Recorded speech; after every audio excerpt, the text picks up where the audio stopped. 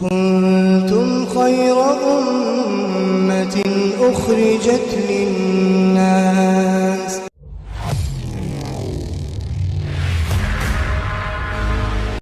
بسم اللہ الرحمن الرحیم نحمدہ و نصلی علی رسولہ الکریم اما بعد۔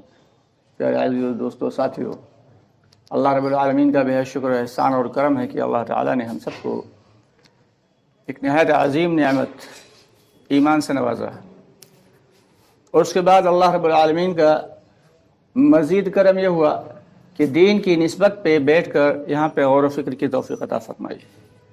یہ دین کی مجلسیں جو ہیں یہ اللہ تعالیٰ کو بے حد پسند ہیں، اور ان پر اللہ تعالیٰ کے بہت بڑے بڑے وعدے ہیں۔ فرماتے ہیں کہ ایسی مجلسوں میں بیٹھنے والوں کے سیئات کو حسنات سے مبدل کر دیا جاتا ہے، یعنی کہ ایسی مجلسوں میں جو لوگ بیٹھتے ہیں ان کے گناہوں کو نیکیوں میں تبدیل کر دیا جاتا ہے، یہاں تک کہ اللہ تعالیٰ مغفرت فرما دیتے ہیں، مغفرت کے وعدے ہیں۔ اللہ تعالیٰ ان تمام فضائل کے یقین کے ساتھ ہم سب کو بار بار ایسی مجلسوں میں بیٹھنے کی توفیق عطا فرمائے۔ ابھی ہم سب کو مل جل کر ایک محنت کرنا ہے، اور وہ محنت ہے گشت والی۔ اس مسجد کے اطراف میں جتنے بھی ہمارے ایمان والے بھائی ہیں ان سے ایمان کی نسبت پہ ملاقات کرنا ہے، اپنے کمزور ایمان کو لے کے انہیں قوی ایمان کی دعوت دینا ہے، تاکہ ہمارا اپنا ایمان قوی بن جائے۔ ہماری کمزور دعوت پہ ہمارے بھائی لبیک کہیں گے، مسجد تک آئیں گے، دین کی بات کو سنیں گے، اللہ کے احکامات کو پورا کرنے والے بنیں گے، اور اللہ تعالیٰ ان کو مزید توفیق عطا فرمائے گا تو اللہ کے راستے میں جائیں گے، چلا 4 ماہ لگائیں گے، خود بھی دین پہ چلیں گے اور دوسروں کو بھی دعوت دیں گے۔ 1-2 کو دعوت دے گا، 2 4 کو، 4 8 کو، 8 16 کو، ہو سکتا ہے سلسلہ قیامت تک چلتا رہے۔ ہم لوگ اپنے اپنے اعتبار سے اپنی اپنی زندگی گزار کے قبروں میں چلے جائیں گے، لیکن محنت کرنے والوں کے متعلق فرماتے ہیں کہ ان تمام محنت کرنے والوں کا مجموعی اجر اللہ تعالیٰ ہمیں ہماری قبروں میں پہنچاتے رہیں گے۔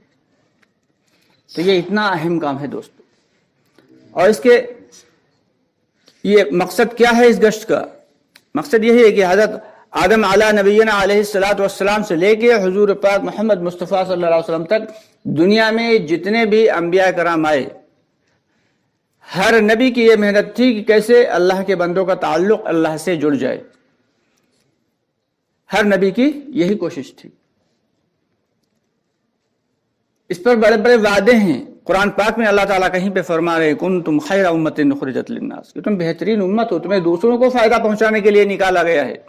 کہیں پہ فرما رہے ہیں ومن احسن قولا ممن دعا الی اللہ، کہ اس سے بہتر بات کس کی ہو سکتی ہے جو اللہ کے بندوں کو اللہ کی جانب بلائے، یعنی کہ اس سے اچھی بات کسی کی ہو ہی نہیں سکتی جو اللہ کے بندوں کو اللہ کی طرف بلا رہا ہو۔ اتنا اونچا عمل ہے۔ 4 اعمال کا نام گشت ہے، جس میں سے 2 جماعتیں بنا لی جاتی ہیں، 2 جماعتیں میں سے ایک جو ہے وہ باہر جا کے محنت کرتی ہے، اور ایک جماعت میں 3 ساتھی چن لیے جاتے ہیں جو مسجد کے اندر محنت کرتے ہیں۔ جو مسجد کے اندر والی جماعت ہے اس میں سے ایک بھائی دعا اور ذکر میں بیٹھ جاتے ہیں، ایک بھائی یہاں پہ درمیانی بات کرتے ہیں، اور ایک بھائی جو ہے وہ استقبال کے لیے کھڑے ہوتے ہیں۔ جو باہر جانے والی جماعت ہے اس میں ویسے تو اپنے اپنے اعتبار سے ہم سبھی لوگ دین کے لیے ذمہ دار ہیں، لیکن اپنی سہولت کے لیے 3 لوگوں کو چن لیا جاتا ہے، جس میں سے ایک متکلم ہوتا ہے، ایک رہبر ہوتا ہے، اور ایک امیر ہوتا ہے۔ فرماتے ہیں کہ یہ رہبر مقامی ہو، با اثر شخصیت ہو، نہ بالکل بوڑھا ہو نہ بچہ ہو، لوگ اسے اچھے سے جانتے ہوں اور وہ بھی لوگوں کو اچھے سے جانتا ہو، اور اس کے بلانے سے لوگ آ جاتے ہوں۔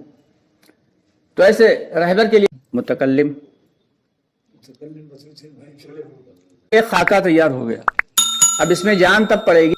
دوستو، آگے بڑھنے سے پہلے ہمارے چینل کو سبسکرائب ضرور کر لیں، اور ہماری ویڈیوز کو زیادہ سے زیادہ لوگوں تک شیئر کریں۔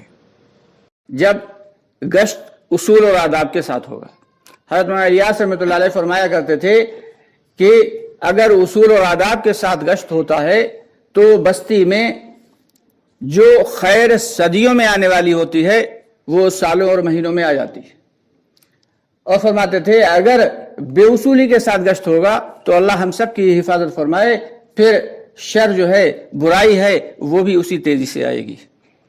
تو اس لیے چاہے تھوڑا ہی گشت کیوں نہ کریں، لیکن نہایت اصول اور آداب کے ساتھ کرنا ہے۔ اصول اور آداب کیا ہیں؟ کہ جو بھائی رہبر چنا گیا ہے بس وہی رہبری کرائے گا، دیگر کوئی شخص بیچ میں نہیں بلائے گا کہ آتے جاتے کو بلا لیا، آؤ بھائی آؤ تم ملو، یہ نہیں ہونا۔ جو رہبر ہے بس وہی رہبری کرائے گا، جو بھائی متکلم کے لیے چنے گئے ہیں بس وہی بات کریں گے۔ دل میں کتنا بھی اچھا خیال آ رہا ہو کہ اگر اس کے بجائے ہم یہ بات کہتے ہیں شاید یہ سیدھے مسجد میں چلے جائیں، نہیں، جو بھائی متکلم چنے گئے ہیں بس وہی بات کریں گے اور ان کے علاوہ کوئی بھی شخص تشکیل نہیں کرے گا۔ اور جو بھائی ہمارا امیر کے لیے چنا گیا ہے بس وہی ذمہ داری اٹھائیں گے۔ ہر آدمی اپنی ذمہ داری خود ہی اٹھائے گا، لیکن امیر کے تابع رہے گا۔ رہبر صاحب کا کام یہ ہوگا، امیر صاحب سب سے پہلے یہاں سے دعا خود کرائیں گے یا کسی ساتھی سے دعا کروا لیں، یہاں سے چلیں گے۔ جو ہے طریقہ کار یہ ہوگا کہ سب سے آگے رہبر ہوں گے، اس کے پیچھے متکلم ہوں گے، اس کے پیچھے جو اور ایک آدھ دو شخص ہیں وہ ہوں گے، سب سے پیچھے امیر ہوگا۔ اور امیر کی ذمہ داری یہ ہے کہ جماعت کو اس سڑک کے ایک طرف لے کے چلے، یعنی آنے جانے والوں کو کوئی دقت نہ ہو۔ حدیث شریف کا مفہوم ہے کہ دین کی محنت اگر راستوں کو روک کے کی جائے گی تو اللہ تعالیٰ کی جانب سے اس کو کوئی اجر نہیں ملے گا۔ تو جس وقت بات کر رہے ہو ہمارے متکلم بھائی تو تمام ساتھی دائرہ بنا کے کھڑے ہو جائیں، اور اس وقت بھی اس بات کا لحاظ رکھیں کہ آنے جانے والوں کو کوئی تکلیف نہ ہو رہی ہو۔ تو امیر صاحب جو ہے جماعت کو جوڑتے ہوئے چلیں، ایسا نہیں کہ ایک ساتھی آگے چلا گیا دوسرا پیچھے اس کے اور دو چار اور بہت پیچھے، نہیں، جماعت کی شکل میں چلیں، بارات کی شکل میں نہ چلیں، نہایت باوقار انداز میں چلنا ہے اور فکروں کے ساتھ چلنا ہے۔ یہاں تک فرماتے ہیں کہ ایسے چلے جیسے ہماری کوئی بہت قیمتی چیز کھو گئی ہے، اسے ہم ڈھونڈنے کے لیے جا رہے ہیں، ایسے فکروں کے ساتھ چلنا ہے۔ دل کے اندر فکر ہو اور زبان پہ ذکر ہو۔ بستی کا ماحول ہے تو تیسرا کلمہ، بازار کا ماحول ہے تو چوتھا کلمہ پڑھتے ہوئے، جیسے شہد کی مکھیوں کی بھنبھناہٹ کے اعتبار سے جو ہے پڑھتے ہوئے چلنا ہے۔ اگر کوئی ساتھی بے اصولی کر رہا ہے تو امیر صاحب کو حق ہے کہ تھوڑا زور سے پڑھیں، جو ذکر ہے تھوڑا زور سے کرنے لگیں، تھوڑا زور سے کریں گے تو ساتھی جو ہے ہوش مند ہو جائے گا۔ اور اگر پھر بھی وہ نہیں مان رہا ہے تو جماعت کو جوڑ لیں اور ان سے باقاعدہ ترغیبی بات کریں، بھائی دیکھو اصول اور آداب کے ساتھ گشت کرنا ہے، ہم لوگوں کی خیر خواہی کے لیے جا رہے ہیں، ہم لوگوں کے نقصان کے لیے نہیں جا رہے ہیں۔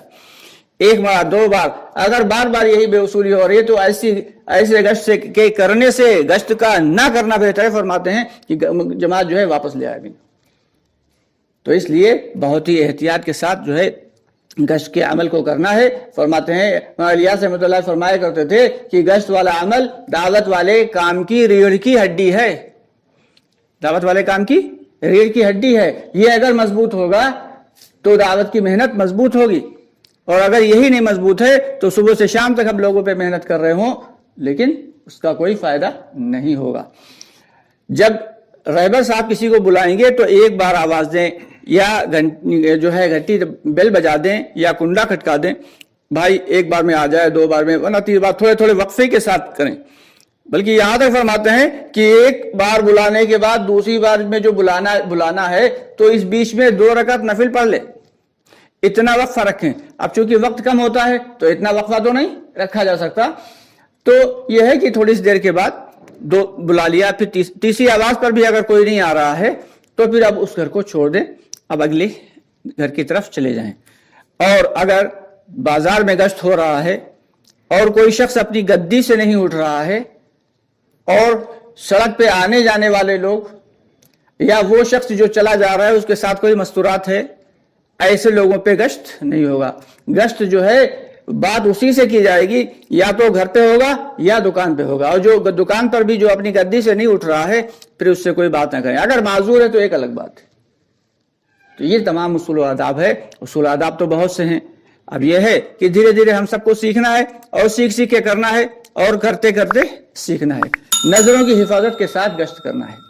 نظر فرماتے ہیں نظر شیطان کے تیروں میں سے ایک تیر ہے، نظر جہاں تک پہنچ جاتی ہے گویا کہ بندہ وہاں تک پہنچ گیا، تو اس لیے نظروں کی نہایت جو ہے پابندی رکھنا ہے، احتیاط رکھنا ہے اور نظروں کی حفاظت کے ساتھ گشت کو کرنا ہے۔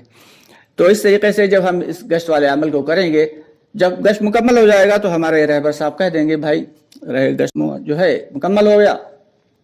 اب جو ہمارے امیر صاحب ہیں تمام ساتھیوں کو استغفار اور ندامت کے ساتھ واپس لائیں، سب لوگ استغفار پڑھتے ہوئے اور نادم ہو کے آئیں کہ اس کام کا جو حق تھا، کیونکہ یہ نبیوں والا کام تھا تو وہ حق ہم ادا نہیں کر سکے، اس لیے ہم آئندہ کے لیے عزم کریں کہ انشاءاللہ اس سے بہتر انداز میں گشت کرنے کی کوشش کریں گے۔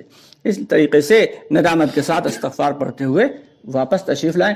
اور یہاں پہ جو عمل چل رہا ہوگا، جو درمیانی بات ایک بھائی کر رہے ہوں گے تو تمام ساتھی اسے دھیان سے سنیں اور آنے والی جماعت بھی اسی میں جڑ جائے، تب تک جڑی رہے جب تک وہ عمل مکمل نہ ہو جائے۔ کوئی استنجے کے لیے چلا گیا باہر سے ہی اور کوئی ادھر ادھر چلا گیا، یہ نہیں، بلکہ اب واپس آ کے اسی عمل میں جڑنا ہے۔ دعا والا ہے وہ بھی اسی عمل میں جڑے گا، استقبال والا ہے وہ بھی واپس آ کے اسی عمل میں جڑنا ہے۔ استقبال والے کے متعلق فرماتے ہیں ایسے استقبال کے لیے کھڑا ہو کہ جو ہے بالکل چاق و چوبند، ایک دم متحرک، دیکھے فوراً بالکل ایکٹیو ہونا چاہیے استقبال والے کو۔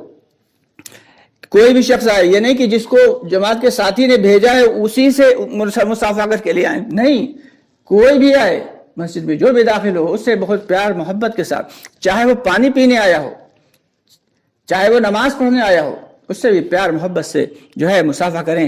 ہاں بھائی ماشاءاللہ نماز، اگر وہ بھائی ساتھ میں لے کے آیا تو اس سے پوچھ لیں کہ نماز تو آپ نے پڑھ ہی لی ہوگی، اس یقین کے ساتھ پوچھیں کہ ایمان والا بھائی نماز پڑھ ہی لی ہوگی، ہم بدگمانی کیوں کریں۔ اگر وہ کہے نہیں پڑھی تو اسے اکرام کے لیے جو ہے وضو خانہ دکھا دیں، اور جب وہ نماز مکمل کر لے تو اس پہ نگاہ رکھیں، جیسے وہ دعا کے بعد چہرے پہ ہاتھ پھیرے، پیار سے جا کے اس کے جو ہے کاندھے پہ یا گھٹنوں پہ ہاتھ رکھ کے کہے بھائی اندر دین کی بات چل رہی ہے، چل کے سن لیجیے، پیار محبت سے اس کو لا کے اسی بات پہ جوڑ دینا ہے۔ یہاں پہ بھائی جو بات کریں گے وہ دنیا سے بے رغبتی کی اور ایمان کے اعتبار سے اور آخرت کے اعتبار سے بات کریں گے۔ اور دعا والے کی بہت بڑی ذمہ داری ہے، دعا والے بھائی کی ذمہ داری یہ ہے کہ جب تک جماعت واپس نہ آ جائے وہ ڈائریکٹ اپنا تعلق اللہ سے قائم رکھے۔ اصل دعا ہے، اس وقت اصل دعا ہے، دعا مانگتے مانگتے تھک گئے تو ذکر کریں، اور ذکر کرتے کرتے تھک جائیں پھر دعا کریں۔ اس طریقے سے جب تک جماعت واپس نہ آ جائے تب تک دعا والے بھائی اپنی جگہ پہ بیٹھے رہیں۔ کریں گے سب لوگ انشاءاللہ۔ اللہ ہم سب کو اصول اور آداب کے ساتھ گشت کرنے کی توفیق عطا فرمائے۔ ٹھیک ہے، جانے والی